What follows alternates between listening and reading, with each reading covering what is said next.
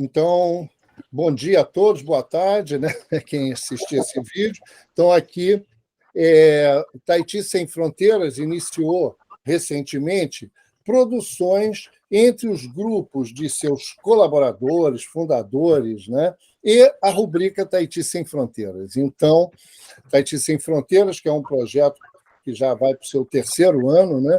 E nós estamos fazendo uma grande documentação, que é a Biblioteca Confúcio, sistematizando materiais pedagógicos de leitura e essas em conjunto de entrevistas, eventualmente mesas redondas. Tivemos um festival também nos primeiros tempos e agora continuamos as produções com os grupos. Então, já tivemos o Grupo Total, o Tahiti Sem Fronteira e o Grupo Total, e hoje, então, uma live organizada, produzida pelo pela ABEC, que é a associação que é coordenada pelo professor Estevão Ribeiro.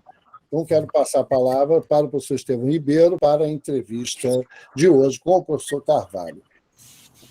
Bom dia a todos, sejam bem-vindos.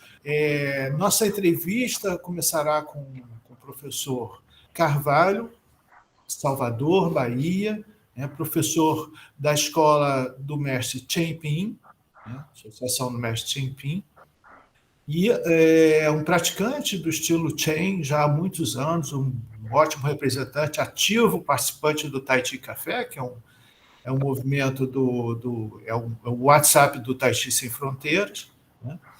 E é um grande prazer recebê-lo aqui hoje, né? E como é que vai acontecer? Nós que somos os organizadores aqui na mesa, o pessoal que está aqui está se juntando a nós, né? Estamos aqui o Magno, o Leves e o professor Marcos Maia, né? Todos professores de Tahiti. Nós vamos conduzir a primeira parte da entrevista. Quando a gente acabar essa primeira parte, então nós passaremos a palavra para os participantes, outros que estão aqui, que são super bem-vindos aqui no nosso meeting, né? Para fazerem as suas perguntas, observações para o professor Carvalho poder responder. Tá ok?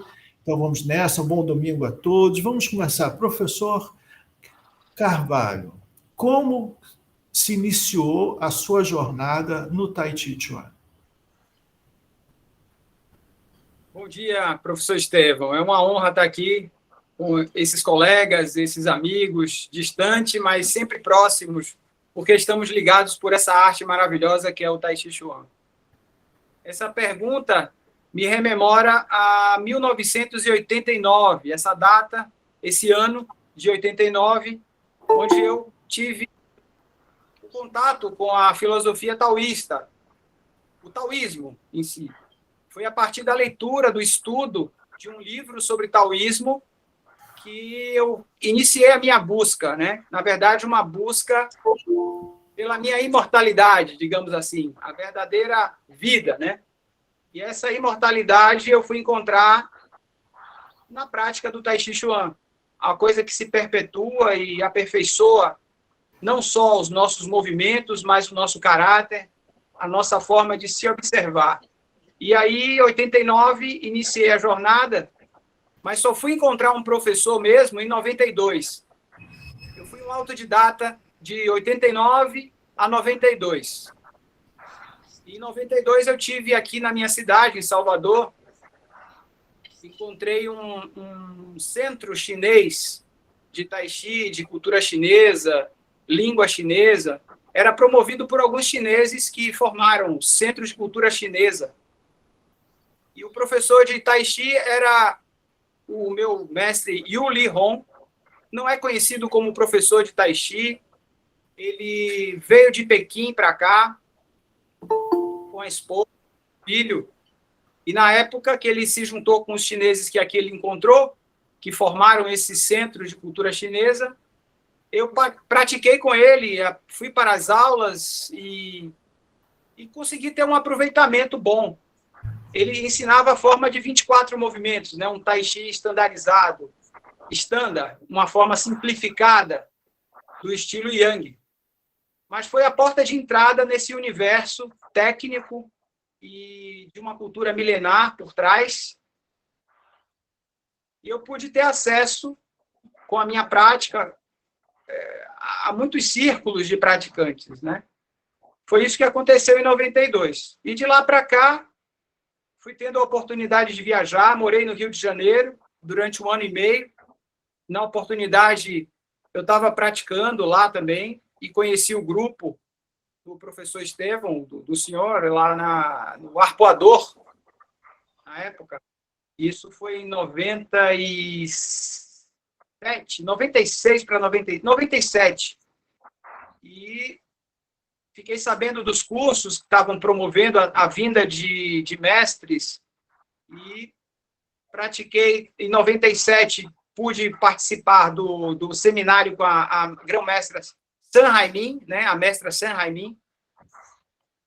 Tem alguns registros, inclusive, sobre isso, fotos e tudo mais. E conheci também outros professores na ocasião, o professor Marcos, o professor, se não me engano, o professor Magno, não sei se ele estava também, mas alguns professores que fazem parte hoje do Tai Chi Sem Fronteiras já estavam lá.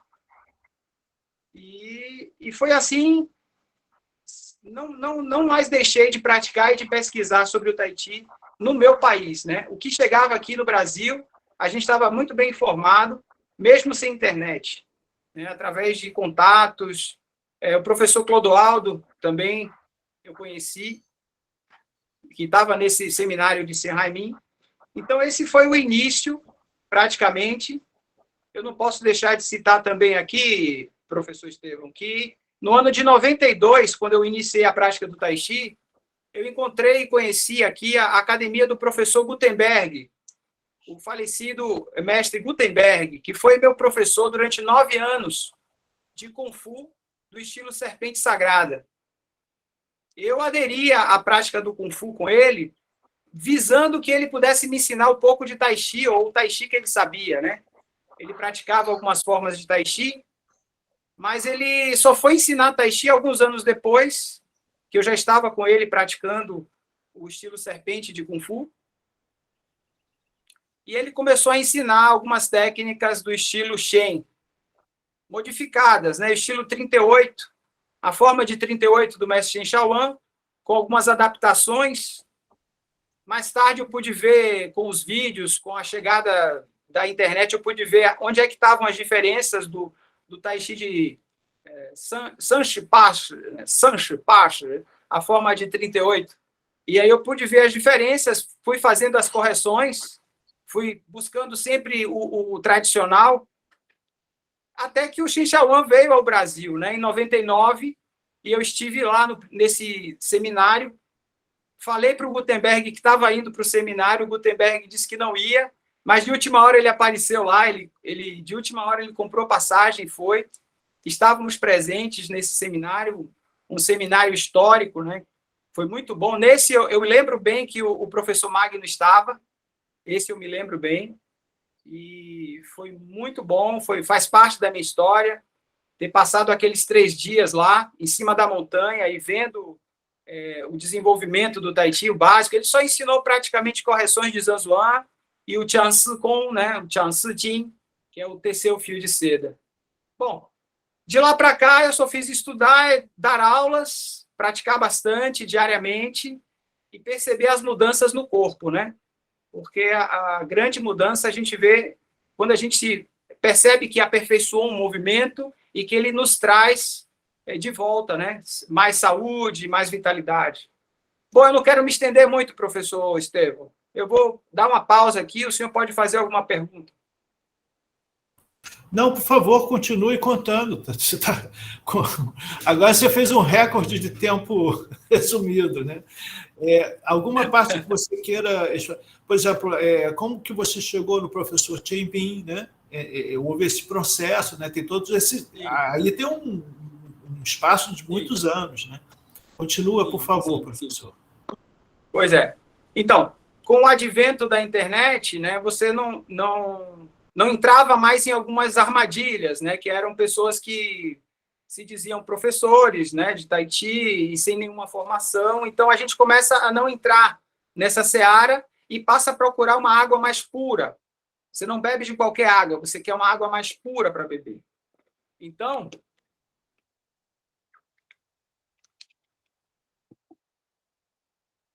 Quando o Shenbin veio ao Brasil, o mestre Shenbin veio ao Brasil, eu não sei se foi o segundo seminário dele, mas 2017. Depois aí a gente vai perguntar ao professor Magno se foi 2017 o primeiro seminário do mestre Shenbin ou se anteriormente ele já tinha vindo ao Brasil.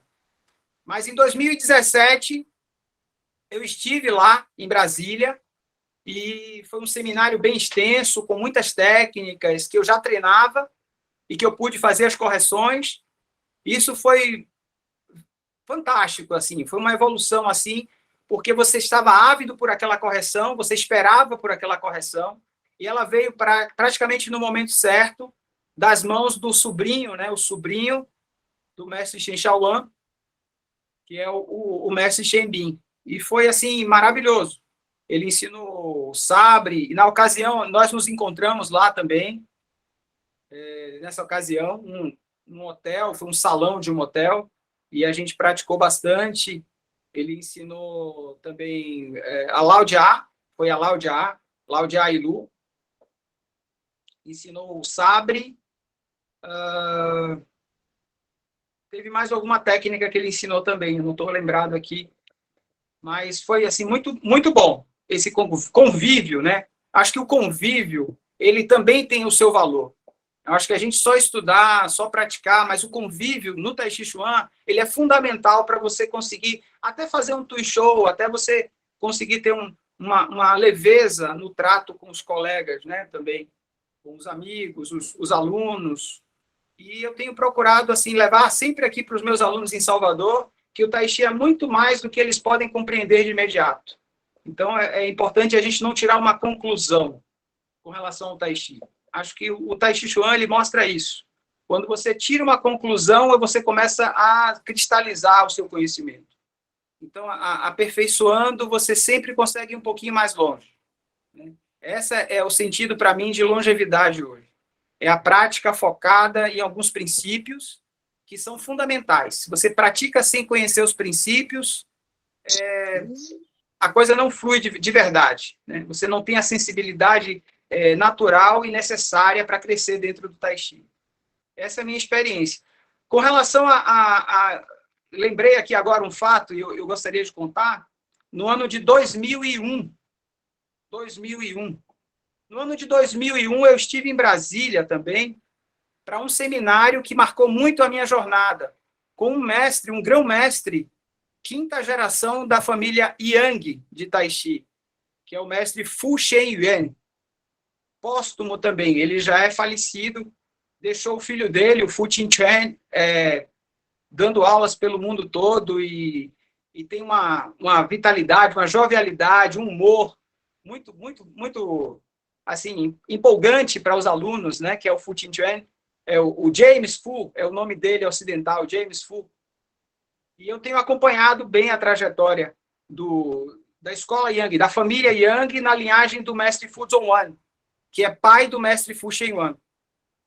E eu fui saber, depois fui fazer o link, que a mestra San Haimin, que eu conheci em 97, ela foi aluna do mestre Fu Zongwan, né?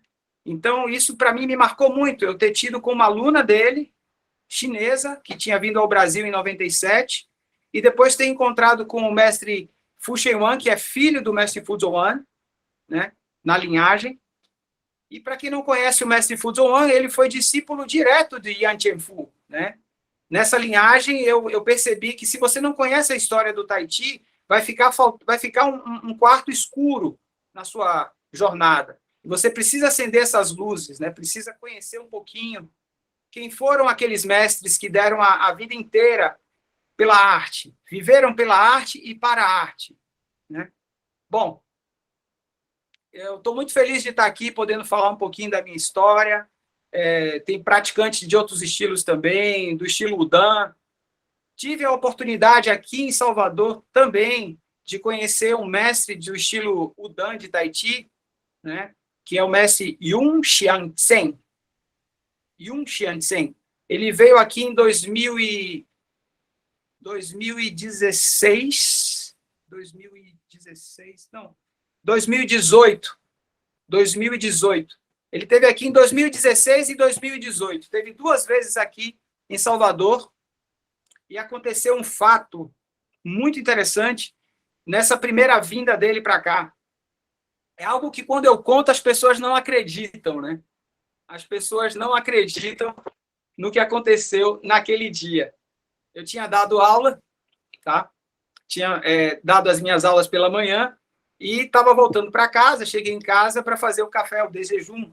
Estava fazendo um ovo mexido e tal, e deixei o celular para assistir alguma coisa que estivesse passando, um vídeo sobre Tai Chi, obviamente, e mostrava o mestre Yung Shan Tsen falando sobre taoísmo e Tai Chi Chuan.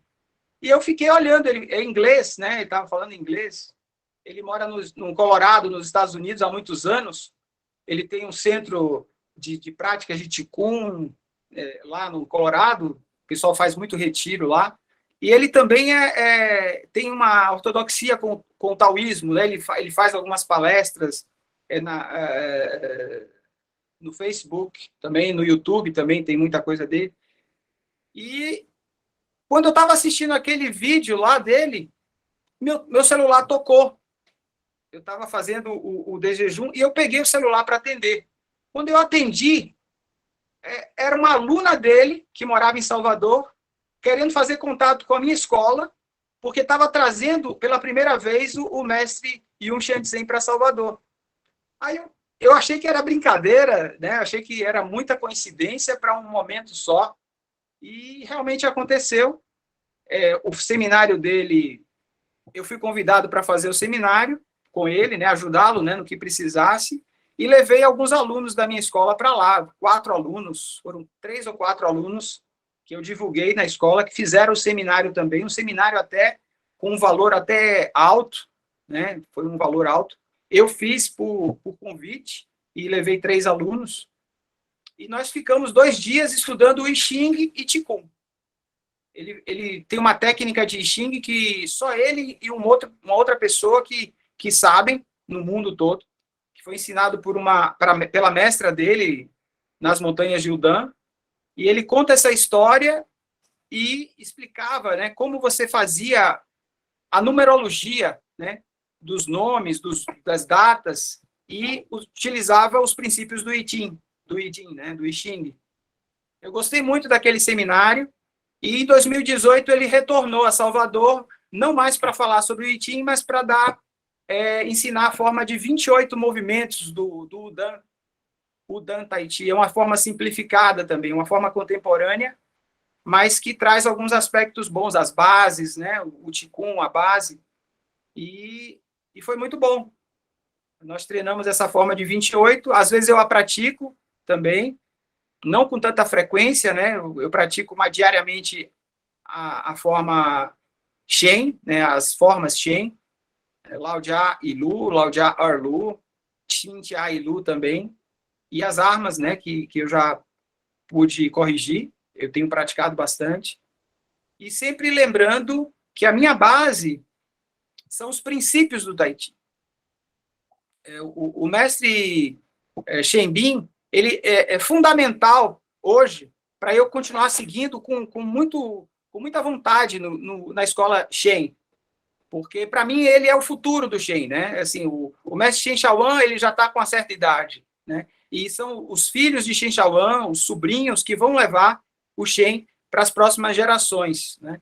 Então, é um privilégio poder estar praticando dentro daquela metodologia, dentro dos exercícios que ele criou, tá? O Fanson, né? A forma como ele criou o exercício de relaxamento, que ele ensinou para a gente em Brasília, o carinho que ele tem na hora de corrigir, e a cereja do bolo foi ter feito show com ele, com o próprio Shen Bin lá em Brasília. O mestre Magno estava na sala também, eu pude ter feito o show com ele, sentido o Qi, a seriedade com que ele colocava as palmas no Pong Li, fazendo com muita perfeição, com muito esmero. Então, assim, estou muito feliz de estar aqui também, podendo contar um pouco da minha história, professor Estevão. Legal, professor Carvalho. Então, agora vamos passar a bola? Podemos chamar um dos participantes aqui da mesa. Eu queria passar a palavra para o professor Magno, que também faz parte dessa recente história com o mestre Chen Ping no Brasil, representante da escola dele no Brasil, né? E devemos todos agradecer ao professor Magno de ter aberto essa porta, que eu acho muito, muito importante, né? Então, vamos lá, professor Magno, com a palavra. Obrigado, Estevão. E eu quero começar aqui, primeiro comentando do Estevão, né? Se eu abri algumas portas aqui no Brasil nesse período, foi porque eu me juntei aos bons, ao primeiro, inclusive, que eu vi fazendo isso com muita habilidade, que foi o próprio Estevão, ali na segunda metade da década de 90, né? Que eu tive a oportunidade de conhecê-lo e foi através do Estevão também, convites do Estevão, que eu conheci o professor Carvalho também, e estamos aí convivendo desde 98. Ano que vem faz 25 anos de convivência, assim como com Marcos, Estevão, Chang, e todo um grupo bacana que está aí. Me recordo muito desse seminário de 98, que estava 3 ilustres visitantes da Bahia, lá no representantes da Bahia, que era ele, o professor Carvalho, o professor Gutenberg e a professora Liana, que era de Salvador também. E muito bacana, guardo com muito carinho. Depois a Liana foi comigo para a China em 2000. Depois ela fez a promoção do estilo Shen na Bahia também, de forma muito dedicada. Então a Bahia, eu mesmo fui muito à Bahia para os encontros com o mestre Jan Sebestov, que escolheu a Bahia também como local de prática. Então a Bahia acabou ficando muito importante nesse cenário do Tai Chi no Brasil e continua, segue importante com esse trabalho seu, professor Carvalho, que cada dia está mais encantando as pessoas que acompanham o seu trabalho. E eu queria fazer um comentário com relação à visita em 2001 do mestre Fu Shan-Wen, que foi um evento também que eu organizei juntamente com a Begônia, do grupo Gesto Cotidiano, que era o grupo que o Estevão fundou junto com a Begônia, né? Na época nós fizemos 2 grandes eventos naquele período, que foi uma viagem para a China com diversos professores no ano de 2000 e a vinda do mestre Fu Shan-Wen a Brasília em 2001. Brasília e Rio, na verdade, foram nos 2 locais. Só uma pequena, porque eu fiquei um pouquinho confuso no seu comentário. O mestre James Fu é o filho do mestre Fu Shan-Wen, é o filho dele, né? Sim. Ok, né? Não, então tá bom. É só para ficar claro, é o filho do mestre Fu Shan-Wen e Fu Shan-Wen é filho do mestre Fu Chong-Wen. E só para enfatizar um pouquinho mais a importância desse mestre, o pai dele, porque quem veio foi o filho, né? Inicialmente eu conheci foi o neto em Pequim, que me deu acesso ao pai, e aí eu consegui trazer o pai, 3, 4 anos depois que eu fiquei conhecendo ele. Mas o avô do James Fu, ou o pai do Fu Shan-Wen, é justamente aquele discípulo que está sempre ao lado do Yang Che-Fu, o grande mestre, o primeiro grande mestre que espalhou na China toda. A gente agradece muito a família Shen, que entregou os conhecimentos do estilo Shen, do Tai Chuan, para a família Yan, através do Yan Luchang. E a segunda pessoa que a gente tem para agradecer é justamente a terceira, né, no caso, primeiro a família Shen, segundo Yang Luchang, e a terceira nessa hierarquia é Fu Shan-Wen, que distribuiu... Fu Shan-Wen não, desculpa. Yang Chen-Fu, que viajou, né, praticamente dedicou a vida dele toda, morreu cedo, faleceu cedo, muito em função dessas viagens que ele fez pela China inteira, numa época que não era fácil, as condições de saúde não eram fáceis, e dedicou a vida dele a isso. E a China conhece, primeiramente, o Tai Chi Chuan, não por Yang Luchang, que levou para a realeza, mas por Yang Chen-Fu. E o mestre principal de Yang Chen-Fu, o discípulo principal de Yang Chen-Fu é justamente Fu Chongwen, que era o sobrinho que tinha a idade. Yan Tiandor, que é o filho legítimo dele, que passou o conhecimento, tinha 5, 8 anos quando ele faleceu. Então, ele teve que ter muitas aulas com Fu Chongwen também. Então, ele é um grande mestre da nossa geração, que foi professor direto da nossa querida mestre Shen Haimin. Eu acho muito importante a gente estar fazendo esse levantamento aqui, porque foi tocado na importância desse mestre, e é muito bom a gente ter clareza de quem foi, porque muita gente desconhece isso. Vê aquela foto do Fu Chongwen, do Yan Tianfu, do lado de Fu Chongwen, não sabe quem é Fu Chongwen, não é um papagaio de pirata, não, é o principal discípulo que ele teve, que acompanhou ele muito nessa jornada e tinha idade e maturidade para depois ajudar. Ele, por exemplo, foi quem, poucas pessoas sabem disso, mas foi quem entregou o material para Li Jianjin, né, que criou os 24 movimentos, criar os 24 movimentos. Quando foi pedido para a família, quem entregou o material da família Yan tradicional foi justamente Fu Chongwen, que tinha esse material. Depois reclamou muito, porque ele não queria que tivesse simplificado o estilo tradicional. Tem essa parte da história. Bem, acabou que ficou muito grande meu comentário sobre... Mas é porque o assunto é denso. E aí eu vou pular para a parte da família Shen, que já tinha iniciado em 98, com a vinda do mestre Chen generosamente... Shen Shaowan, generosamente compartilhada pelo Esteve e pela Begônia para o Brasil inteiro, para a América do Sul inteira. Tinha gente até da Rússia na época, nos primeiros movimentos da vinda do mestre, e isso criou essa família. Isso que está acontecendo hoje aqui é o início disso tudo, lá em 98, dessa união. Na verdade, até um pouco antes, com a Shen Haimin, que eu não tive a oportunidade de conhecer no Rio, mas conheci em Brasília. Depois encontrei com ela na China, com o grupo de 2000. Mas foi uma jornada muito interessante que, como eu falei, abriu o mundo aquele período. E dentro dessa abertura veio várias flores, como o mestre Carvalho, que depois continuaram. Estevão, esses 2017, só clareando, foi o segundo seminário no Brasil. O primeiro aconteceu em 2013, em Foz do Iguaçu. Eu organizei junto com a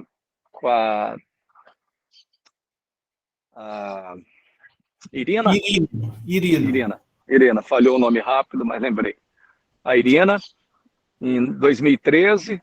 Antes disso, ele tinha estado aqui na América do Sul, no Chile, em 2012, eu não consegui ir. Trouxe ele em 2013. E depois, por umas questões políticas dentro do mundo do Tai Chi, burocráticas, ele passou a vir entre Argentina e Chile. Seguiu indo ao Chile, ampliou para a Argentina, e eu não consegui naquele momento. Depois, esse trabalho com a Irina foi interrompido, não teve sequência, e eu tive a oportunidade de voltar a trazer ele aqui para o Brasil, entre outros fatores, né? Passei a representar a sua escola a partir de 2017, e foi muito importante a sua vinda, mestre Carvalho. Foi muito importante em 2017, porque você fez parte do conjunto de professores que está ajudando essa metodologia. Não o estilo é Shen. O estilo é Shen de Tai Chi Chuan, o estilo há mais de 300 anos que existe. Mas a metodologia do Chen, você, junto comigo e outros professores hoje no Brasil, inclusive que não assumem diretamente que representam essa metodologia, estão influenciando. Eu fico muito feliz quando você e outros professores que de 2017, 2018, 2019 começaram a praticar e, por exemplo, iniciam falando da importância do relaxamento, que a porta de entrada do Tai Chi Chuan é o relaxamento. Eu já identifico a influência do mestre Chen, não no conhecimento, mas nessa ênfase, nessa hierarquia que ele coloca. Então você realmente contribuiu muito. E aí vem após esclarecer todos esses pontos aqui, parece até que a live é minha, não é sua, de tanto que eu estou falando, mas para fechar, eu queria te fazer uma pergunta. Eu sou um grande admirador do seu trabalho, fico feliz quando você fala que você é um representante da metodologia Champin, porque isso todos nós podemos ser, não precisa ser oficial, qualquer um que gosta da metodologia e aplique é um representante da metodologia, porque aplica. E eu acredito até, assim, só comentando, que a evolução natural é você ser um representante oficial do Champin aí na sua cidade de Salvador. Fica aí aqui ao vivo, na frente de todo mundo, até instigando você a isso, a se candidatar como um representante aí em Salvador, como a escola, um braço da Champin Tahiti Academy aí em Salvador. Você consegue, de uma forma muito especial, transferir o que você faz na área de treino para a sua vida. E o que você faz na sua vida para a sua área de treino. Você tem essa habilidade, você tem esse compromisso, inclusive é um exemplo para todos nós professores. A gente não pode ser duas pessoas, nós temos que ser uma só. Tahiti é unidade. Então nós não podemos ser um dentro da sala de aula, como professores, como exemplo nossos alunos, e outro na nossa vida privada. E você é um professor que guarda muito essa coerência. E, como eu falei, é exemplo para muitos. Você tem alguma regra na sua vida? Você tem algum propósito na sua vida? Você tem um sentido, um valor, onde isso é claro para você? Como é que isso funciona, essa não divisão? Eu queria que você falasse um pouquinho mais, como é essa não divisão, sala de aula e professor, o ser humano Cláudio Carvalho.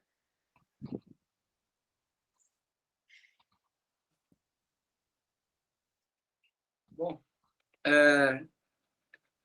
as pessoas que me conhecem do início da minha jornada para cá sabem que eu errei muito. E esses erros foram necessários para que eu aprendesse bastante com eles. Eu costumo dizer que tem pessoas que só aprendem com os próprios erros. E tem outras que conseguem aprender com os erros dos outros. E essas vão mais longe. Elas já não precisam errar tanto, porque elas já viram que aquela pessoa tentou da maneira errada e não conseguiu. Então, eu observo muito as pessoas ao meu redor. Isso é o primeiro ponto. O que elas estão fazendo que não estão deixando elas se aperfeiçoar no que elas querem? Qual é o obstáculo que elas estão criando no caminho delas, né? Que falsa personalidade é essa que elas não conseguem jogar fora? Então, a minha parte teórica, a minha parte de estudos, de crescimento pessoal, autoconhecimento, né, se a gente quiser chamar disso, mas eu venho também estudando, paralelo a isso, as bases do taoísmo. Sempre foi muito forte para mim o Tao, né? A ortodoxia taoísta, né? Como é que a civilização chinesa se manteve até hoje, com tantas mudanças na sua organização, fusões, onde várias etnias foram obrigadas a falar uma mesma língua, praticamente rompendo com a sua raiz ancestral, mas sempre demonstrando de forma natural esse conhecimento que vem de duas forças, né? Uma força feminina, uma força masculina, que é o Yin, o Yang, juntos, formando essa unidade, porque o Tai Chi é uma unidade, ele não é uma dualidade. E nós não percebemos essa unidade. É preciso meditar, é preciso se alimentar bem, é preciso ter uma vida em busca da virtude ou uma vida virtuosa. E não pode negar a sua raiz. Você não pode negar a sua raiz. Se eu nasci no Brasil, eu tenho que conhecer quais são as raízes do Brasil. Eu não nasci no Brasil por acaso. Eu não sou filho do meu pai e da minha mãe por acaso. Se eu achar que é por acaso e viver de uma forma por acaso, as coisas que eu fizer não vão crescer. Elas vão ter um limite. Mas se eu consigo me conectar com a minha raiz, minha raiz ancestral, a gente está falando aqui de mestres de Tahiti que sabem a linhagem deles e que demandou gerações e gerações. Se a gente for falar aqui do Shen Wantin, se a gente reverenciar aqui o primeiro, o considerado fundador do Tahiti, da forma como a gente conhece, da forma marcial, e se quiser avançar mais pela lenda do Chan Sanfon, né, as lendas de Chan Sanfon, a gente vai ver que não precisa brigar no contexto de quem é que está falando a verdade, quem é que está certo, quem é que é o erudito, quem é que é o culto. Né? A gente não precisa entrar nessa polêmica. Eu digo sempre que a gente tem que buscar as nossas raízes. Então, o que é que eu faço? Eu busco a minha raiz. Recentemente, de uns 2 anos para cá, eu me voltei para o catolicismo. Eu acho que eu posso falar isso aqui de peito aberto. Eu comecei a perceber que as bases do Brasil, colônia de Portugal, né? Portugal, quando chegou aqui, ele criou uma colônia que foi passado para a gente nas escolas uma ideia do que era aquilo ali. Então, a gente não tinha uma segunda opção. Os livros estavam ali na nossa frente, os professores estavam na nossa frente, e a gente só tinha que ou beber daquela água ou esperar o momento para ir às fontes, né, primárias. Saber quem foi José Bonifácio, conhecer a carta de Pero Vaz de Caminha, deixar de lado o eu acho o que o outro achava. Não, eu quero saber a fonte. Então, de uns tempos para cá, quando eu resgatei a minha veia católica, por que eu digo isso? Porque eu fui batizado na Igreja Católica quando eu tinha 1 ano de idade. Meus pais, na época, eram católicos. Talvez não tão praticantes, mas a cultura da época, eu nasci em 68. Então, em 68, era uma outra realidade. A televisão era preto e branco. Se tinha televisão em 68. A televisão era preto e branco, era aquelas televisões de válvula grande, né? Quer dizer, os meios de comunicação não é como hoje, que a gente está falando com vários lugares do Brasil ao mesmo tempo. Então, a forma com que a gente recebe o conhecimento nas escolas, Magno, a gente tem que considerar quem está ali ensinando daquela forma. Nós temos heróis no Brasil. Tem pessoas, assim como tem heróis na China, que morreram pela pátria, né? A gente pode... O Oranjá, né? Que lutou para acabar com o ópio, e outros grandes mestres, né? O Wong Fei Hong, que a gente vê os filmes e se encanta com a habilidade, mas por trás daquela habilidade, aquele chamariz, né? O chamariz são as cenas de luta, mas a pessoa dos personagens heróicos, os heróis da China, que não se renderam ao Japão quando invadiu, não se rendeu à Inglaterra. E isso está guardado. O chinês é um povo ancestral, milenar, que se a gente for estudar, o que ele contribuiu para a medicina, né? Você vê a pólvora, o papel e tantas outras coisas que usaram de forma errada, de forma ambiciosa. A guerra para o chinês, se você for estudar a arte da guerra de Sun Tzu, é um espetáculo, é um palco. Você vai mostrar sua bandeira, seu estandarte, você vai mostrar que você vai dominar aquela situação porque você quer o melhor para aquela nação. Depois veio uma deterioração da humanidade, né? A humanidade começou a descer a ladeira. E nesse ponto a gente se vê brasileiro. O Brasil, ele tem o quê? Segundo os relatos, né? Foi descoberto em 1500, né? Descoberto, começaram a invadir, a chegar aqui em 1500. Mas não é bem uma invasão, se a gente for analisar. Existiam minorias aqui, o povo indígena. Talvez a gente tenha indígena, eu tenho com certeza. Eu sou a fusão de índio, negro, branco. Eu nasci no Brasil. Eu não nasci na Europa, nem na Ásia. E creio que aqui a maioria, né, tem essa mistura. Mas a gente não pode confundir, mesmo tendo essa mistura, a gente tem que saber dar valor ao que é puro, né? Valor a uma coisa cristalina. E o resgate ao catolicismo, voltando para a questão da veia católica, né? Ele aconteceu de forma natural. Né? Eu já tinha sido iniciado no taoísmo, já conhecia, já estudava o I Ching, eu sou um estudioso do I Ching até hoje. O I Ching está aberto na minha mesa. Eu não estou na minha casa agora, estou na casa de um aluno meu, mas o Marcos, né, que está o nome aqui, ó, aqui é o professor Carvalho, mas o nome está Marcos, mas é o aluno que está comigo há mais tempo. Foi o aluno que, quando viajou para São Paulo, eu pedi para ele trazer uma arma para mim, ele trouxe uma arma, não é fácil de trazer no avião, é uma lança. Não sei nem, embarcou, não foi, Marcos? Trouxe uma lança para mim quando ele veio. Uma outra aluna trouxe um quantal quando foi a São Paulo. Quer dizer, dessa forma, eu percebi que quando você tem alunos fiéis a você, até que prove o contrário, quando eles são fiéis a você, é uma família, né? Então, a gente, na família Tahiti, o Tahiti Sem Fronteiras é justamente mostrar de forma natural, espontânea, que nós estamos vivendo aqui uma grande família. E aqueles que vão um pouquinho mais longe, que querem a água mais pura, eles vão querer estudar a história do seu país, né? E estudando a história do meu país, eu percebi que as nossas bases são católicas. Portugal era um reino católico. Foi celebrada uma missa. O primeiro grande ato que aconteceu no Brasil, fora os atos que já aconteciam dos indígenas, quando Portugal chegou aqui, foi a missa. Uma missa. E eu passei a frequentar missas de 2 anos para cá, fui crismado, e casei na Igreja Católica, eu vivia numa relação de união estável, minha filha nasceu na relação de união estável, mas frequentando aqui a igreja, conversando com o padre uma vez perguntou para mim, por que vocês não casam? Vocês já decidiram o que vocês querem, por que não casam agora? E nós fizemos um casamento de reparação. Maravilhoso, muito emocionante.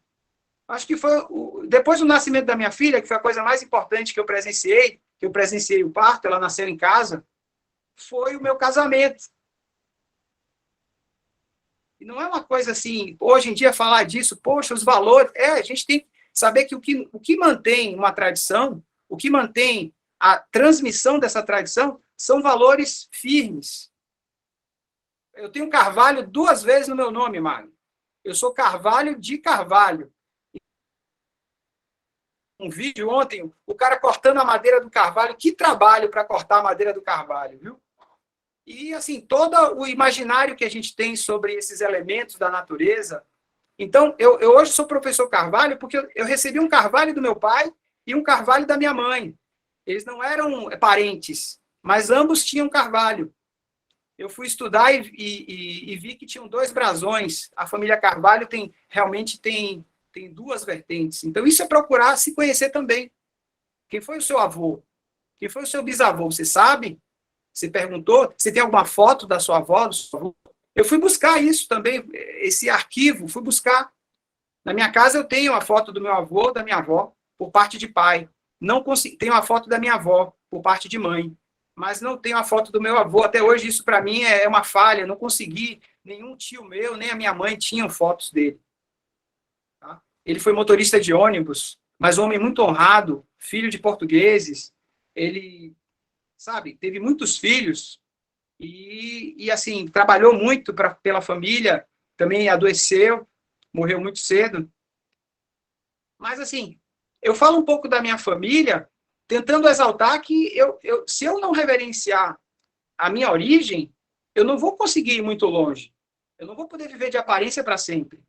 E a internet e o desenvolvimento da cultura, no sentido de estudar por fontes fiéis, fidedignas, trazem para você uma força extra, um ti erudito firme, né? O Qigong, ele é praticado na China, e todos aqui sabem, por várias razões. Pode ser para razão médica, para a razão marcial, você praticar um Qigong para ficar melhor nas artes marciais, um Qigong erudito, um Qigong para arte, para pintar um quadro, movido por aquela energia suave, leve, que está circulando em você. Isso tudo não só me encanta, como é a minha vida. Da hora que eu acordo, a hora que eu vou me recolher. E assim, eu desafio qualquer um aí que me diga que os avós não eram católicos. Porque o protestantismo, ele cresceu muito em pouco tempo, mas ele não tem a base. É uma revolução. Desculpem aí os protestantes que estão no grupo, ou que estão me ouvindo aí por todo o Brasil, mas o protestantismo é uma revolução, digamos assim. Hoje eu me sinto contra-revolucionário. Hoje eu não quero fazer revolução nenhuma. Né? Eu deixo que o próprio Tahiti ele mostre a sua revolução para a gente contemplar, que é o movimento circular da luz, que é o nascer e o pôr do sol, né? Que é contemplar essa natureza, né? E assim, para mim, está todo mundo certo, até que prove o contrário. Está todo mundo certo, até que prove o contrário, até que a pessoa perceba que ela não enxergou mais longe. Né? Ela não conseguiu ter nitidez no que ela queria, foco, que é uma coisa que eu vejo muito nas suas lives, Magno. Voltando sempre a prática para o foco. Não adianta você saber fazer uma sequência, male, e não ter foco. Então, assim, é importante a gente cultivar isso, cultivar esses elementos na gente, né? Atenção, foco, disciplina. Se você quer ser livre, você tem que ser uma pessoa disciplinada. A pessoa pensa que para ter liberdade tem que ter dinheiro. Não, se ela tem dinheiro sem disciplina, ela vai fazer um monte de coisa errada. Um monte de coisa errada. Desculpe estar falando muito rápido, vou desacelerar um pouco aqui, porque realmente eu vou voltar a dizer, é um prazer muito grande estar sendo visto e ouvido por todos vocês, e vai ficar registrado aqui essa live, e por muitos e muitos anos, né? A gente vai embora e vai ficar isso aqui guardado, é um registro para a posteridade, porque a tecnologia hoje ela aponta nessa direção. Né? Não sou muito fã da tecnologia, o celular que eu tenho eu ganhei usado, da família mesmo, eu não vou atrás de me atualizar com relação à tecnologia, mas eu procuro me atualizar com relação ao passado. Eu procuro olhar para trás e ver assim, poxa, eu ensino o Tai Chi tradicional. Eu quero saber fazer o Laujiá como ele era feito no tempo dos mestres de Shen Shanshin, no tempo que ele ensinou para Yan Lushan. Isso me fascina, poder ter algum material. Até encontrei um texto, não sei se ele é real, que dizem que foi alguns escritos do Shen Shanshin. Não sei se já passou na sua mão também. Então, isso me encanta. Isso, para mim, é fundamental. Mas gostei quando você me falou sobre a ideia de me aproximar com mais firmeza, né? com mais direção no Shenbin, né? na linhagem do Shenbin. Para mim, eu já sou aluno de Shenbin. Tá? Eu posso não ter feito a cerimônia, etc., mas eu olho para o Shenbin, para mim, eu olho para mim. Eu me corrijo. No jeito de falar, no jeito de corrigir, fazer a correção. E foi muito, muito bom quando eu vi ele fazendo correções do Zanzuan, porque sem ter visto ele fazer as correções do Zanzuan, era muito parecido com as correções que eu faço do Zanzuan aqui. A forma de colocar o dedo, de alinhar as costas, de ajudar o aluno a relaxar para que o peito possa afundar naturalmente e as costas abrirem. Essas coisas que a gente usa no dia a dia, nas aulas. E qual foi a outra pergunta, Magno, que você fez? Acho que... Não, foi só uma. Foi só uma e você respondeu muito bem. Respondeu de forma ampla. Tá legal. Podemos passar a bola? Podemos, à vontade. Então, eu passo a bola agora para o professor Leves. Obrigado, professor Estevão. Bom dia, professor Carvalho. Bom dia a todos e todas. É uma honra participar aqui dessa live, de estar presente nessa mesa.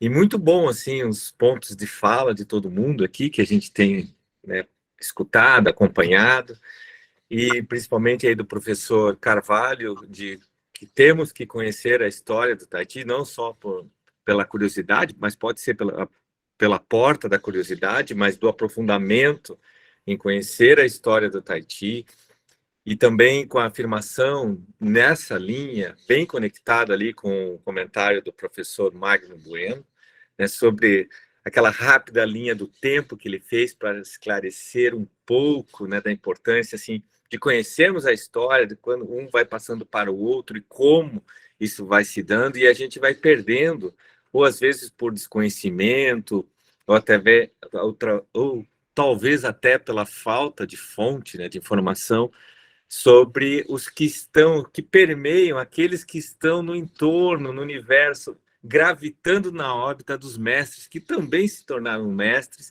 e que também ajudaram a divulgar o Tai Chi. Eu achei isso muito importante, muito bom essa conexão de vocês dois nesse viés, né, nessa linha.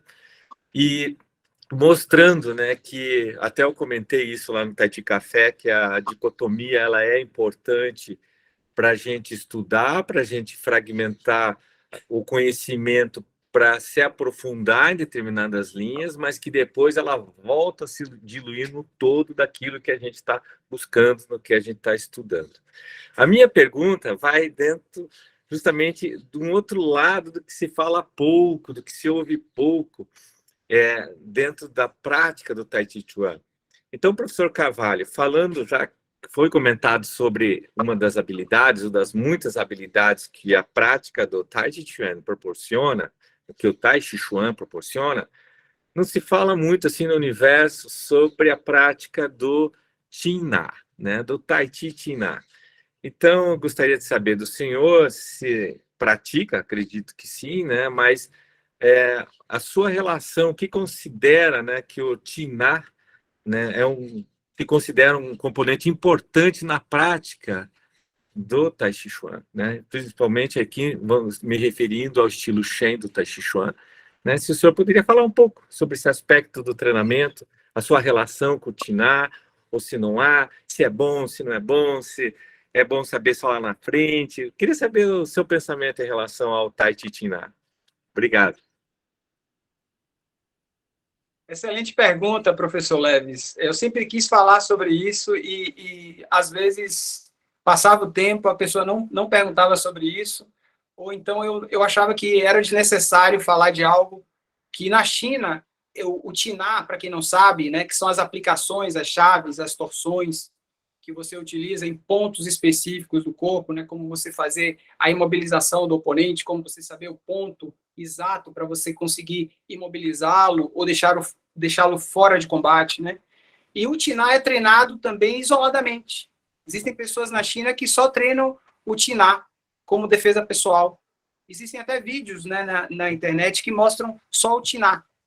Então, quando você fala do Tai Chi Chen, Shen Tai Chi, né, o Tai Chi Shen, você vai ver várias técnicas marciais que são praticadas, como o Suai Jiao também, que são as projeções, o Chin Na, né, como você vai usar isso numa necessidade, como você vai utilizar isso numa necessidade, depende se você dominou a técnica básica, o básico. Se você não consegue dominar o básico, não adianta você avançar muito. Então, fazer exercícios, ter boa flexibilidade, em primeiro lugar, aquecer bem o corpo. Mas a técnica do Chin Na, ela é fundamental enquanto arte marcial, enquanto Tai Chi marcial. Quando a gente vai ensinar Tai Chi, eu dei uma aula hoje, antes de fazer a live, e eram pessoas que estavam vendo Tai Chi pela segunda vez, e outros que estavam fazendo pela primeira vez. Eram 4 pessoas, e de uma mesma família, 3 eram da mesma família, e a gente percebe que precisa primeiro disciplinar as pessoas, antes da gente falar de uma técnica avançada. E corrigindo aqui, corrigindo ali, você percebe como as pessoas são vulneráveis, né? Como as pessoas se tornam vulneráveis por desconhecer a si próprias. O Chin Na, ele seria uma técnica que eu só estaria trabalhando isso com os alunos depois do 2º ano de experiência com ele, porque eu sei que, para me acompanhar disciplinadamente durante 2 anos, o Marcos tem mais de 10 anos, né, Marcos? Sim. Deve ter uns 13, né, mais ou menos. Tem mais de 10 anos que o Marcos está comigo, então a gente já treinou Chin Na, Tui Shou, Xuan Shou, Tui Shou, né, com as 2 mãos. Então, são essas técnicas, quando você trabalha visando abrir a visão do aluno, e sabendo que ele está preparado para receber, ele vai desenvolver também. Ele vai desenvolver. Se ele tiver alguém para treinar com ele, porque o Chin Na, você pode localizar os pontos em você, como eu fiz aqui, mas quando você treina com é como o Tui Shou, você precisa ter o outro para treinar, né?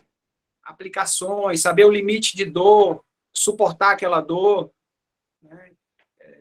Tive num seminário recentemente lá em São Paulo, com o mestre Chen Zijian. Chen Zijian é o mestre do professor Gil. Não sei se o professor Gil está nesse encontro nosso aqui. O professor Gil, muito querido, assim, me identifico muito com o trabalho dele, com a jornada dele, já fizemos lives também.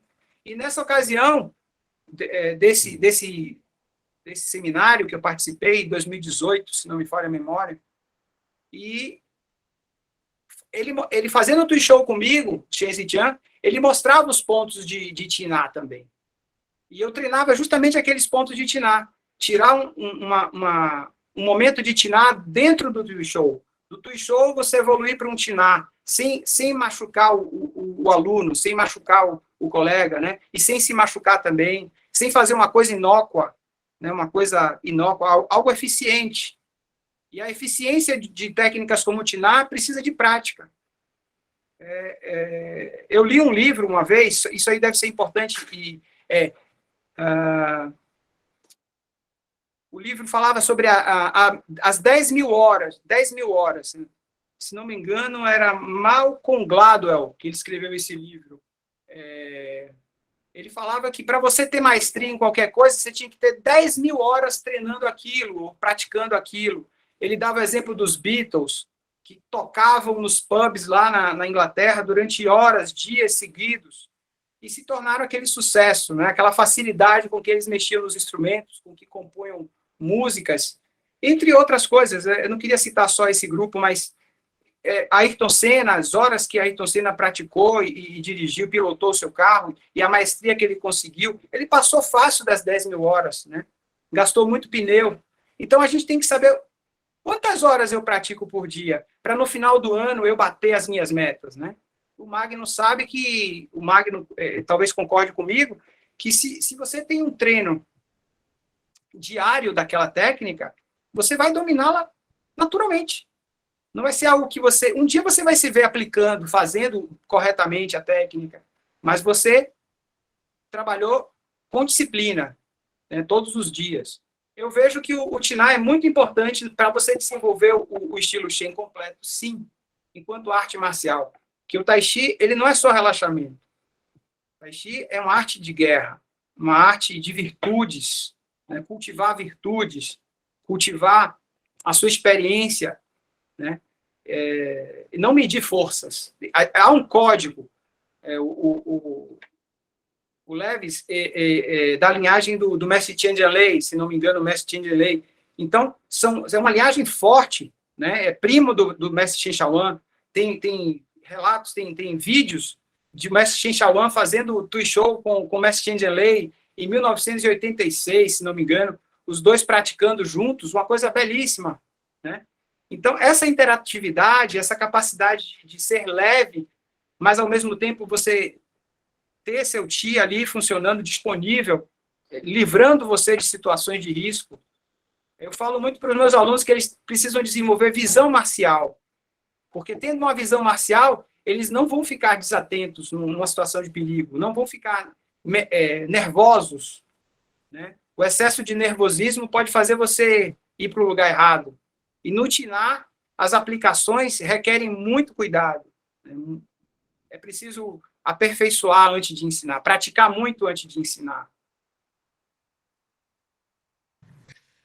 Muito obrigado, professor Carvalho. Eu só queria me estender só mais um pouquinho, se o professor Estevão me permite, por causa da sua fala, justamente nessa trilha da maestria, né, de se tornar mestre, praticar bastante essa experiência, nessa não só a primeira familiaridade com os movimentos, né, de não simplesmente fazer o Taolua ou o encadeamento por fazer a princípio de uma maneira automática, né, vamos dizer assim, mas sim envolvendo ali os dois hemisférios do cérebro, né, complementando ali, falando das conexões neurais. Eu queria, nessa linha do mestrado, só uma pergunta bem recorrente que eu costumo fazer aos professores, aos queridos professores. Quando é que um professor, um Lao Shi, deixa de ser professor e se torna mestre, na sua opinião?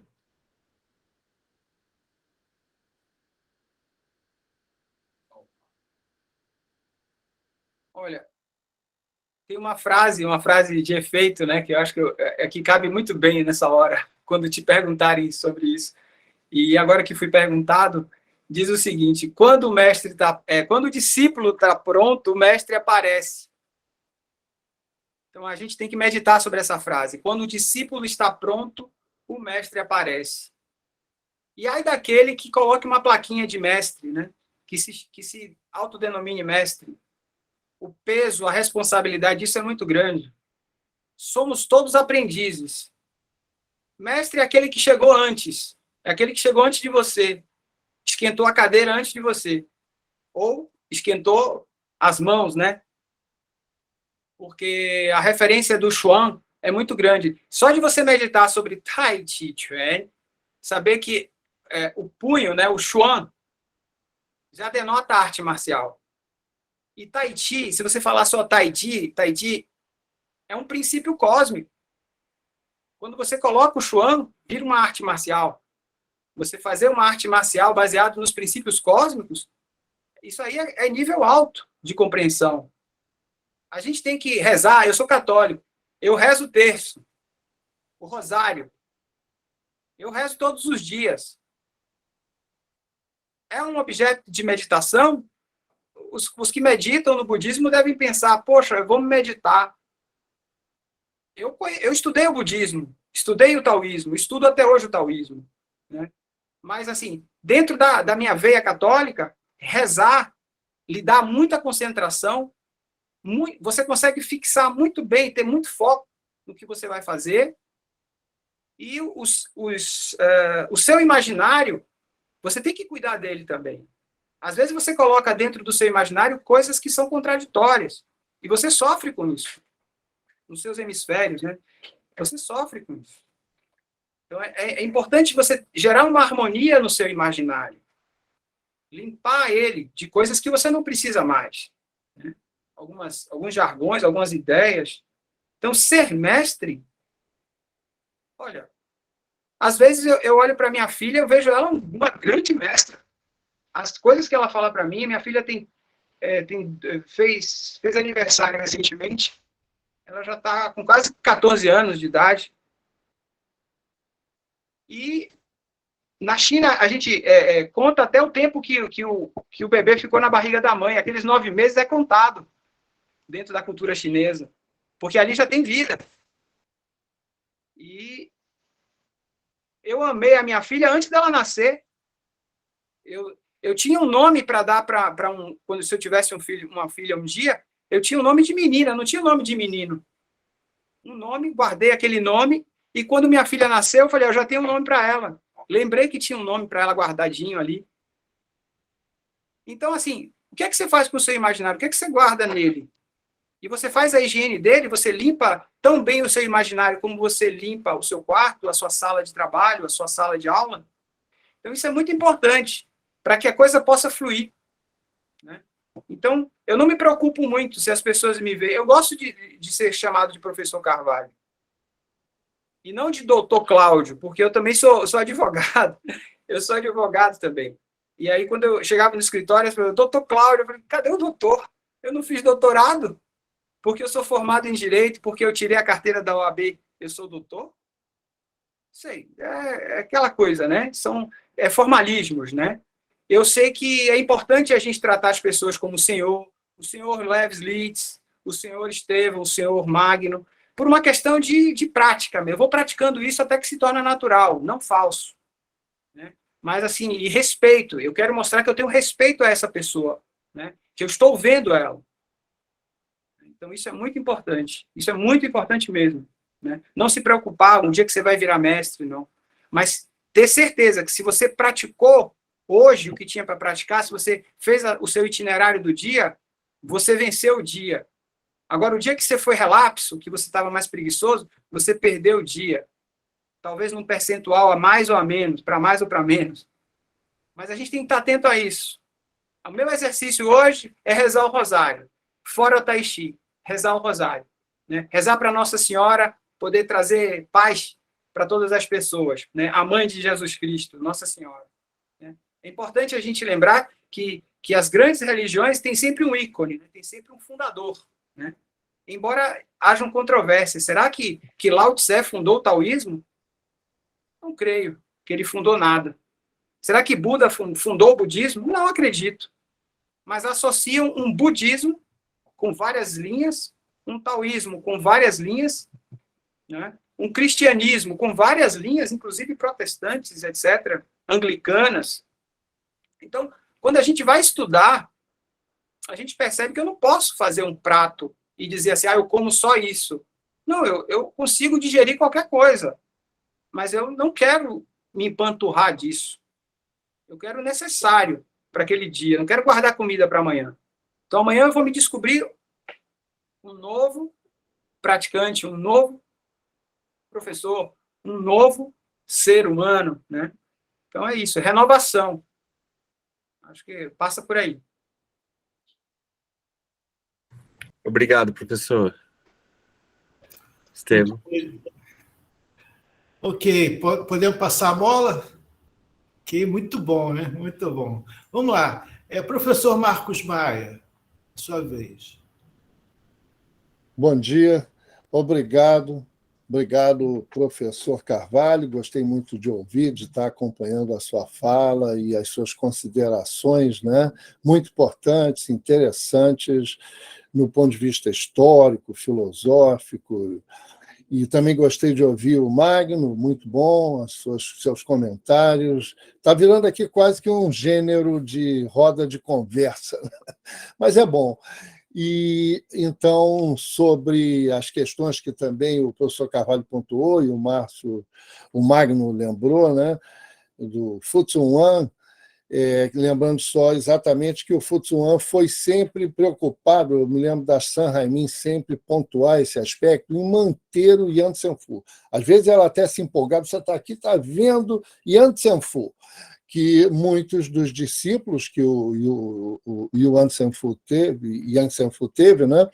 Você pode observar o Tianmantin, ele foi para Nova York, a sequência Tianmantin é bem diferente da sequência que ele estudou com o Yan Tsen-fu, né? E o próprio estilo Tung, né? Tung Tie, e seu filho Tung Hulin, que também transformou um pouco a sequência, nasceu a 108 do estilo Yang, e o Futsuan, ele se propõe, e a San Raimin também, e sempre é bom, né, você cultivar uma documentação, isso é importante sempre se saber, né, que é natural também a transformação e a mudança, né, mas é bom ter as bibliotecas, como a Biblioteca Confúcio, né, que vai sistematizando, organizando os conhecimentos. Isso tudo sempre é uma grande fonte, né, para novas pessoas estudarem e aprenderem, né? Então, a minha pergunta a você, que eu ouvi na sua fala em vários momentos, essa preocupação, por exemplo, lá atrás você mencionou como é importante aquele momento em que a pessoa, o aluno, né, estuda e aprende que um movimento, se feito corretamente, né, vai te dar um salto importante, né, no seu entendimento, na sua própria evolução, né? E isso, como educador, eu estou sempre muito preocupado com esses insights que levam ao desenvolvimento de todos os aspectos da saúde mental e física, né, cognitiva e emocional. O Platão, no século IV a.C., já alertava para momentos na história em que predominava a misologia, né? Que a misologia é a aversão ao saber, a aversão ao conhecimento. E muitas vezes essas coisas se empoderam a ponto até de colocar em risco o bem-estar, as boas práticas, né? E o desenvolvimento no sentido da sobrevivência, como se coloca hoje, né? Nós entrevistamos aqui há algum tempo, não sei se você viu, se não está disponível, o professor Bill Douglas, que é o proponente, o fundador do Dia Mundial do Tai Chi e do Qigong, né?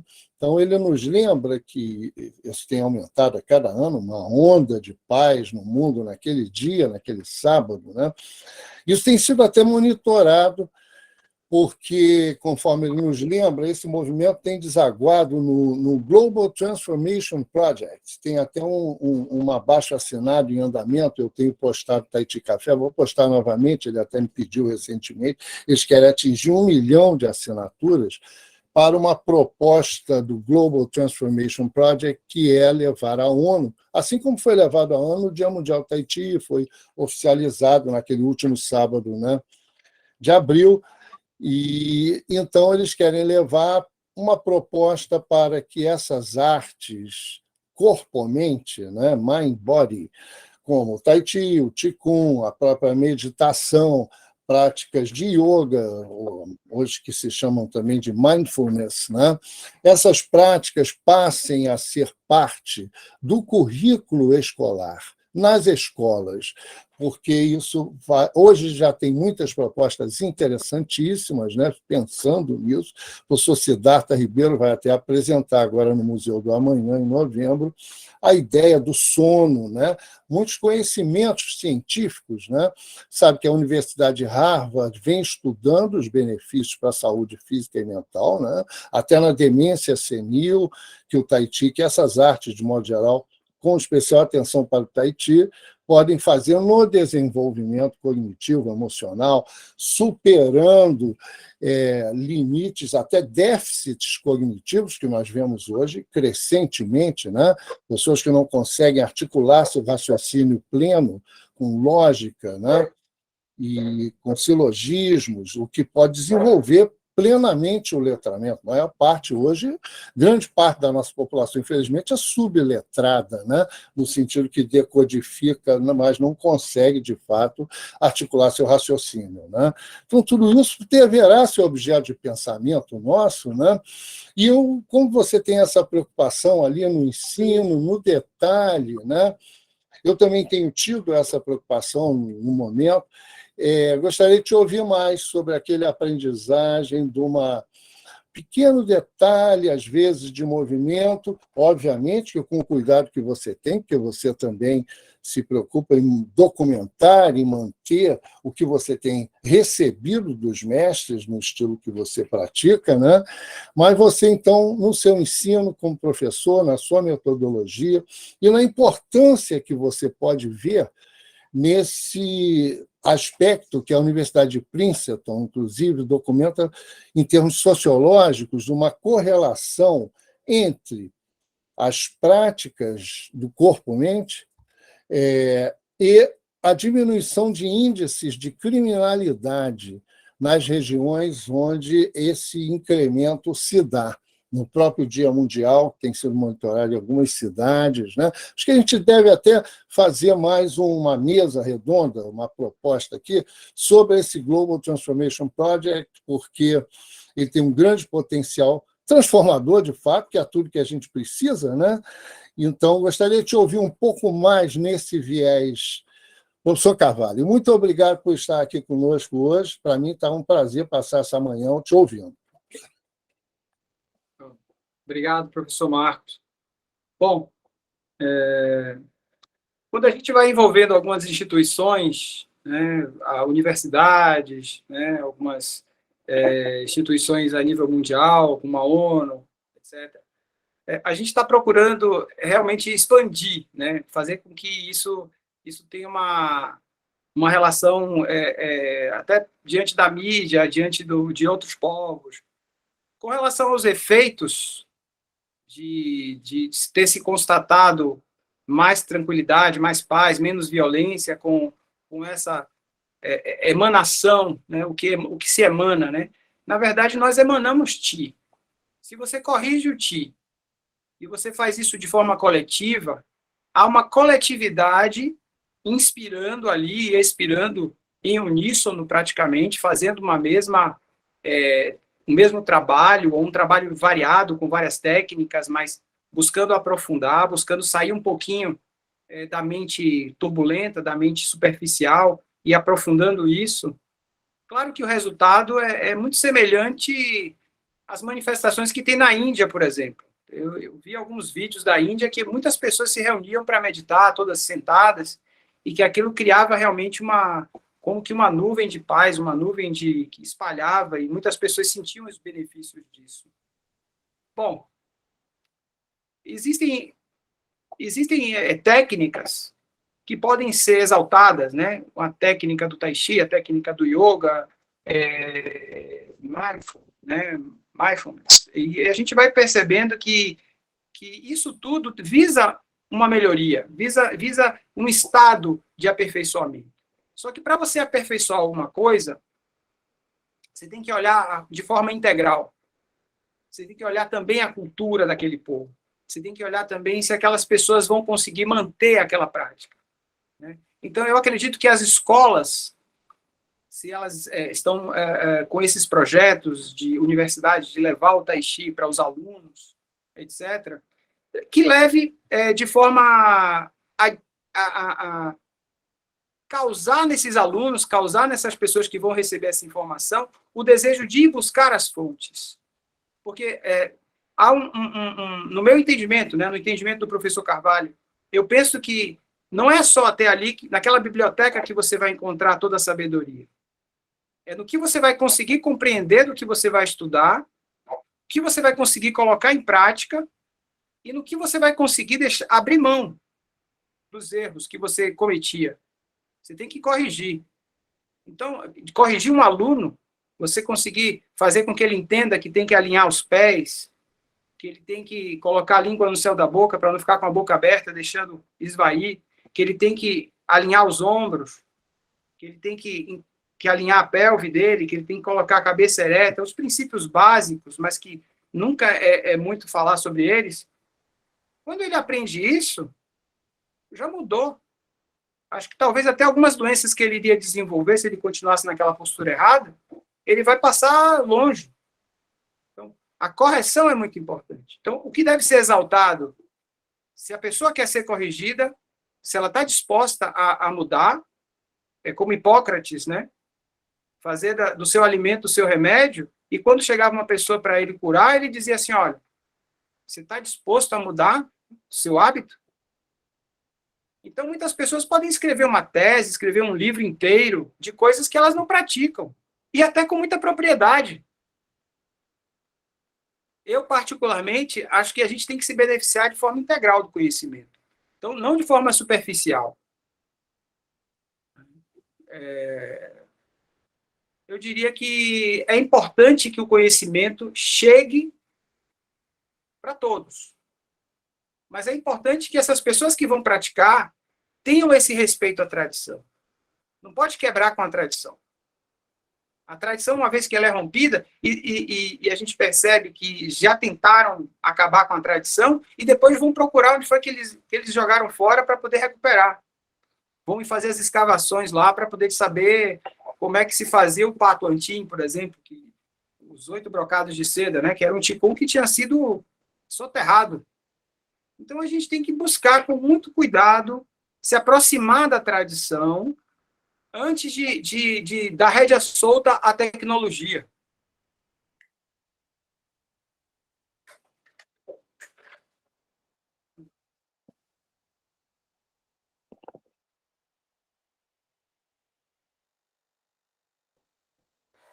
Estevão? Acho que a gente perdeu o sinal Vê se ele volta, né? O Cláudio Carvalho, né? Vamos ver se ele volta. Que maravilha, né? Esse grupo está enorme aqui, bastante gente assistindo. Bem-vindo a todos. Pessoal, nós vamos... Ele está voltando. Aqui, bom.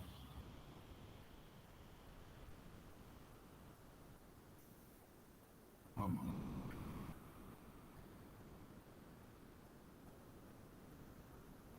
Deixa eu ver se alguém aqui... ele voltou. Você está sem som, o professor Carvalho? Sem o som. Isso, ok. Pode continuar. Pronto? Sim, sim. Estamos te ouvindo agora e te vendo. Okay. Então, temos que ir com muito cuidado. Né? Um passo de cada vez, deixando amadurecer bem.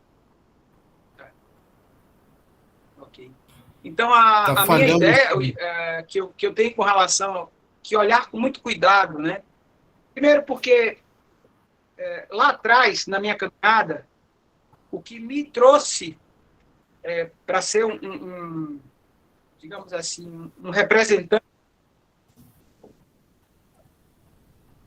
O seu som está falhando, professor. Infelizmente. Está falhando? Está cortando. Está cortando. Vamos tentar mais uma vez. Continue falando, vamos ver se a gente consegue.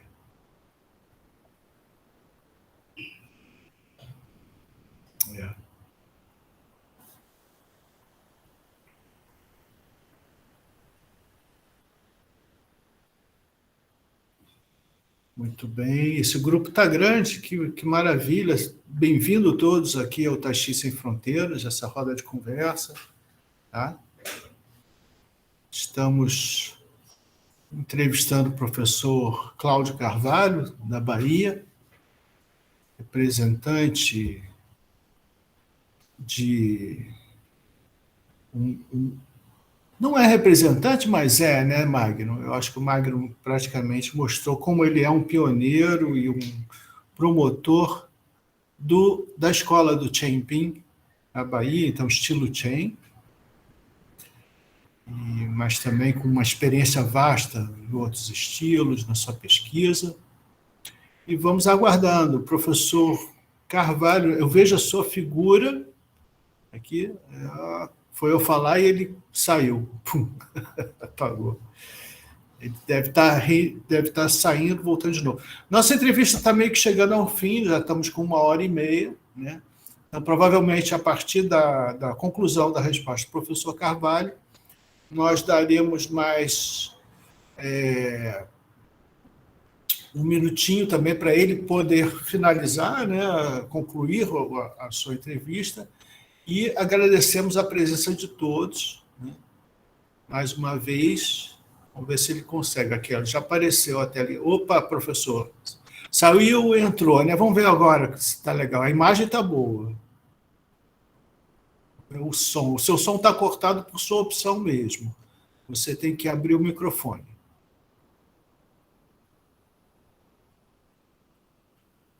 Aí no microfone. Isso. Consegue me ouvir? Pronto. Ok. Pronto. Vamos lá. Consegue ouvir normal? E ainda está um pouquinho de ruído, mas estamos ouvindo. Qualquer coisa eu te assinalo, tá? Professor Carvalho, eu estava comentando aqui, quando o senhor estava fora de ar, né, que nós estamos chegando no fim da nossa 1h30 de entrevista, uma entrevista riquíssima, como de fato acontece várias vezes, né? A gente sente que teria muito mais tempo para continuar essa roda de conversa. Então, nós vamos deixar o senhor acabar essa resposta ao professor Marcos Maia e fazer a sua conclusão, né, do seu trabalho, para a gente, então, finalizar a nossa entrevista de hoje. Então, pode continuar. Se houver muita interrupção, eu lhe aviso de novo.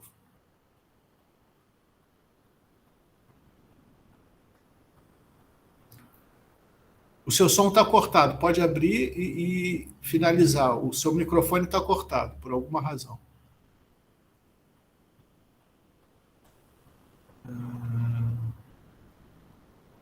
Isso. Abriu. Pronto. Ok. Pronto. Eu quero agradecer novamente essa oportunidade de falar um pouco da minha trajetória. Para mim, chegou em grande momento que eu estou me estruturando aqui também, abrindo novo espaço, uma sala, né? Fica no mesmo endereço onde eu resido, então hoje eu posso dar aulas em casa, né? E isso para mim tem sido um diferencial, né? Poder treinar todos os dias no mesmo endereço, na minha sala, não precisar pegar trânsito nem nada e receber os alunos. Embora eu vá dar aula também em outros locais e poder falar para essas pessoas que estão assistindo, eu divulguei também para os alunos, para os amigos, e vai ficar esse registro, não sei se vai estar no YouTube também, no canal Tai Chi Sem Fronteiras. Vou fazer a divulgação e deixo aqui a mensagem, né, que a gente nunca deve esquecer o início da nossa jornada. Se você quer lá na frente poder fazer uma avaliação, lembre o primeiro passo que você deu nessa estrada, né? No meu caso, foi aquele livro sobre taoísmo, A Busca da Imortalidade, do John Blofeld, que chegou nas minhas mãos em 89 e que fez toda a diferença. Se não fosse aquele livro, talvez eu não estivesse aqui nessa live. E assim como aconteceu isso, de forma talvez acidental ou incidental, o tempo todo a gente está dentro dessa lei do acidente. Poucos conseguem saber disso e sair da lei do acidente e desenvolver uma consciência objetiva poucos têm essa consciência objetiva, têm alicerces fortes, virtudes como meta, disciplina, como ferramenta. Então, fica aqui essa mensagem, né? Perseverem. Diligência, perseverança, respeito e sinceridade. Maravilha, professor Carvalho, maravilha. Que bom depoimento. Queria agradecê-lo, agradecer a todos os participantes aqui do Tahiti Sem Fronteira e os que vieram do Tahiti Café também. Infelizmente, hoje não tivemos tempo para abrir as perguntas para o pessoal do Tahiti Café, porque já estamos assim no finalzinho, mas tenho certeza que todos que assistiram, que tiveram tempo, puderam desfrutar. Essa entrevista está sendo gravada, nós vamos lançar ela no YouTube, né? E vamos anunciar ali no Tahiti Café quando a entrevista estiver passando, né? E aqueles que não tiveram a oportunidade de fazer as suas perguntas agora ao professor Carvalho terão duas vias, né? Uma pelos próprios comentários no YouTube, né? E o outro pelo próprio Tahiti Café. Todos podem contatar o professor Carvalho através do Tahiti Café. Tenho certeza que terá todo o prazer em responder qualquer pergunta que não foi feita, que não pôde ser feita, porque não temos tempo também para todos. Seria muito legal se a gente pudesse passar o domingo inteiro falando sobre Tahiti, né, com uma pessoa tão especial como é o professor Carvalho, mas, infelizmente, a gente está limitado ao tempo. Então, mais uma vez, agradeço a todos, o Tahiti Sem Fronteiras agradece a todos essa promoção e essa presença ilustre do professor Carvalho, o divulgador do Tahiti e do Tahiti Chain na Bahia. Muito obrigado, professor. Um bom domingo. Obrigado, professor Carvalho. Vou pedir a todos que abram suas telas, tá? Para a gente poder fazer uma foto de despedida de todos, aqueles que estão com as telas fechadas, né? Para a gente poder fazer uma foto aqui de despedida, a gente poder registrar esse momento. Tenho certeza que todos gostarão de ter a sua foto, né? Vamos ver quem é que está aí ainda. Isso. Legal. Bom. Muito bem, gente. Vamos abrindo as telas para mostrem os seus rostos, para também a gente sentir que o Tahiti não é só uma projeção tecnológica, né? É uma presença de espíritos, né? E isso é muito legal quando a gente mostra os nossos rostos aqui na tela, né? Ok. Muito legal. Obrigado a todos. Bom, lá vai. 2, 3. Já vou tirar algumas fotos. Isso, que legal. Tá? E essas fotos, obviamente, irão para o Tahiti Café, onde poderemos nos ver todos nesse domingo de manhã, curtindo o Tahiti Sem Fronteiras. Ok, pessoal, muito obrigado. Bom domingo a todos. Tchau, tchau. Bom domingo, pessoal.